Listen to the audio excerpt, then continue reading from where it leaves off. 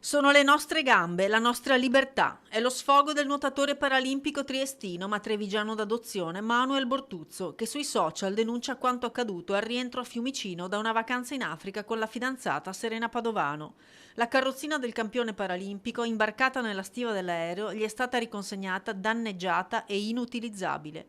Bortuzzo ha mostrato le condizioni della sedia a rotelle prima nelle storie e poi in un post sui social, spiegando di aver ricevuto numerose segnalazioni da persone con disabilità alle quali sarebbe accaduto lo stesso. Non è accettabile che nel 2026 vengano trattate con tale superficialità, scrive, chiedendosi cosa sarebbe successo se la carrozzina fosse stata distrutta all'andata, lasciandolo senza autonomia per tutta la vacanza. Bortuzzo sottolinea poi di essere un ragazzo fortunato perché può contare su un'altra carrozzina, ma chiede che l'episodio non passi inosservato. Per chi non ha alternative, dice, un danno del genere significa perdere improvvisamente la propria autonomia.